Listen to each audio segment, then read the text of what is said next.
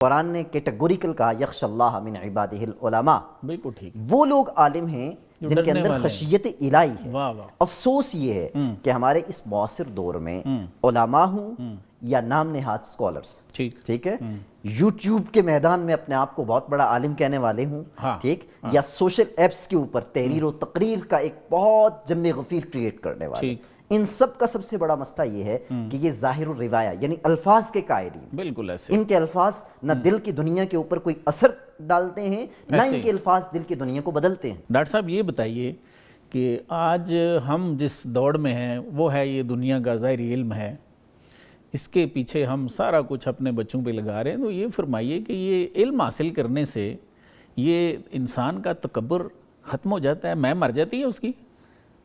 سر دیکھیے ابھی آپ نے بڑی خوبصورت جو ہے وہ گفتگو سٹارٹ کی تھی، اور وہ گفتگو کیا تھی؟ وہ گفتگو یہ تھی کہ یہ فیضان نظر تھا یا کہ مکتب کی کرامت، سکھائے کس نے آدم کو آداب فرزندی، ٹھیک، اقبال کی ترتیب بھی دیکھیے اور قرآن کی ترتیب بھی دیکھیے۔ قرآن کی ترتیب کیا ہے؟ وَيُزَكِّيهِمْ وَيُعَلِّمُهُمُ الْكِتَابَ وَالْحِكْمَةَ، پہلے کیا کر رہا ہے؟ تزکیہ، اور پھر اس کے بعد کیا کر رہا ہے؟ یعلمہم الکتاب، تعلیم، علم کی طرف لایا جا رہا ہے۔ یہاں اقبال بھی کیا کہہ رہا ہے؟ فیضان نظر یا کہ مکتب کی کرامت، پہلے اس دل کی دنیا کو بدلنے کی بات کی جا رہی ہے اور پھر مکتب کی بات کی جا رہی ہے ترتیب کے اعتبار سے۔ آپ کو ایک سیکنڈ روکوں گا، یہ فرمائیں کہ ہم اس طرف کیوں نہیں آتے؟ ہمارے لوگوں، ہمارے ٹیچر میں مسئلہ ہے، بتاتا نہیں ہے، اس کو خود نہیں پتا۔ یہ دنیا کی تعلیم میں تو ظاہر ہے ہم بہت زیادہ کوشش کر رہے ہیں، کیا ہمارا استاد نہیں بتاتا یا ہمارے والدین جو ہیں، ہم لوگ جو ہیں، ہمیں پتہ نہیں ہے؟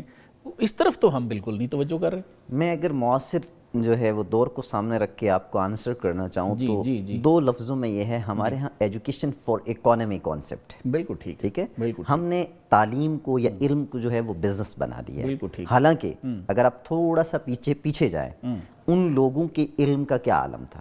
اب آئیے علم کو کہا کیا گیا ہے؟ علم کو دو اعتبار سے کہا گیا نا، ایک نور اور ایک حجاب۔ اب جو علم نور ہے وہ علم انسان کے اندر کیا پیدا کرتا ہے؟ جیسے مفتی صاحب نے ابھی بات کی تھی نا، علم بنیادی طور پہ تعلیم، اور تعلیم کو تھوڑا سا آپ آگے لے کے جائیں، اگر آپ لیٹسٹ تھیوریز جتنی بھی آ رہی ہیں نا، جو ہمارے ماہرین نفسیات ہیں ان کو دیکھیں یا ایجوکیشنسٹ جتنے بھی ہیں ان کو دیکھیں، تو وہ کیا کہتے ہیں کہ علم، تعلیم اور پھر شعور عرفان کا باعث ہوتا ہے۔ اصل علم تو وہ تھا نا، ہم اس علم سے کوسوں دور ہو گئے۔ کون سا علم تھا؟ قرآن نے کیٹیگوریکل کہا یخش اللہ من عبادہ العلماء، بالکل ٹھیک، وہ لوگ عالم ہیں جن کے اندر خشیت الہی ہے۔ افسوس یہ ہے کہ ہمارے اس معاصر دور میں علماء ہوں یا نام نہاد سکولرز، ٹھیک ہے، یوٹیوب کے میدان میں اپنے آپ کو بہت بڑا عالم کہنے والے ہوں، ٹھیک، یا سوشل ایپس کے اوپر تحریر و تقریر کا ایک بہت جم غفیر کریٹ کرنے والے، ان سب کا سب سے بڑا مسئلہ یہ ہے کہ یہ ظاہر الروایہ یعنی الفاظ کے قائلین، بالکل ایسے، ان کے الفاظ نہ دل کی دنیا کے اوپر کوئی اثر ڈالتے ہیں نہ ان کے الفاظ دل کی دنیا کو بدلتے ہیں۔ دل کی دنیا کے جن کے الفاظ بدلتے تھے وہ کون تھے؟ خواجہ نظام الدین اولیاء رحمہ اللہ کو پڑھیں، خواجہ معین الدین چشتی اجمیری رحمہ اللہ کو پڑھیں، ٹھیک، اسی طرح شہنشاہ ہیں ہمارے جو داتا لاہور، ان کی کو پڑھیں۔ کیا کہا جاتا ہے ان کے بارے میں؟ کیوں کہتے ہیں کہ بھائی داتا کی کتاب کو پڑھ لیا جائے؟ کس کو؟ کشف المحجوب کو۔ کشف المحجوب کھولتی کیا ہے؟ سبحان اللہ۔ اگر کشف المحجوب کے آپ جو سیکنڈ چیپٹر ہے نا اسی کو اٹھائیں تو وہاں کس کی بات ہوتی ہے؟ وہ انسان کو لے کر بات کرتے ہیں کہ انسان عارف باللہ اگر اس نے ہونا ہے تو اس نظر کی پاکیزگی کی بات ہوگی، ٹھیک، پھر جو ویژن اور وزڈم ہے وہ اس کے اندر جب آئے گا تو وہ ہوگا۔ اب علم بنیادی طور پہ کیا تھا؟ ہمارے ہاں علم کے نام پر آپ یہ کہیں کہ محرر بہت پائے جاتے ہیں، اسی طرح علم کے نام پر مقرر بہت پائے جاتے ہیں، شعلہ نوائی ہے، شعلہ بیانی ہے، ساری چیزیں ہیں، لیکن وہ علم جس کی وجہ سے ہمیں اشرف المخلوقات کہا گیا، کیا وہ ہے؟ وہ علم جو ہماری بنیاد تھا، اقرأ بسم ربک الذی خلق، وہاں بھی دیکھیں اقرأ کو جوڑا کس سے گیا؟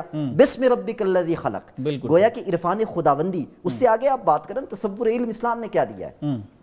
اسلام کیا کہتا ہے؟ قرآن کیا کہتا ہے؟ اقرأ بسم ربک الذی خلق، پھر کہتا ہے خلق الانسان من علق، میڈیکل سائنس کی بات کرتا ہے کہ جمے ہوئے خون سے انسان کو پیدا کیا گیا، ٹھیک۔ اگر آپ دیکھنا چاہیں انسان آج بھی ہماری جو جدید سائنس ہے ایمبریولوجی کی زبان میں وہ کیا کہتی ہے؟ وہ تو یہی ساری چیزیں کہتی ہے نا، اتنے عرصے بعد انسان جو ہے وہ خون کا لوتھڑا اور آگے بڑھتا ہے۔ یہ تصور علم تھا، اور یہ تصور علم ابتدا کہاں سے ہوتی ہے؟ بسم ربک الذی خلق۔ لیکن کیا کریں، افسوس کہ آج جس دور میں اور آپ رہ رہے ہیں، اللہ کے رسول نے فرمایا تھا نا، مجھے تم سے شرک پرستی جو ہے مفہوم یہ ہے، خوف نہیں مگر مادیت پرستی، دنیا داری کا خوف ہے، ٹھیک۔ آج ہمارا یہ ہے. اور عمومی طور پہ میں اکثر یہ جملہ کہا کرتا ہوں کہ آج کل کے دورانیے میں ٹھیک علماء ہوں یا ہمارے صوفیاء, ٹھیک, بہت سارے علماء فقط کتاب پڑھ کر سنا سکتے ہیں, کتاب خوانی کرتے ہیں, اور اسی طرح بہت سارے صوفیاء فقط نذرانے کی حد تک محدود ہیں. بالکل ٹھیک ہے, یہ سب سے بڑا ہمارا علم ہے. کاش کہ ہمارے اندر علم کی وہ جستجو پیدا ہو جو خشیت الہی کی طرف لے کے جاتی ہے, اور وہ علم جو ہمیں عرفان خداوندی تک لے کے جاتا ہے, جس کے بارے میں حدیث میں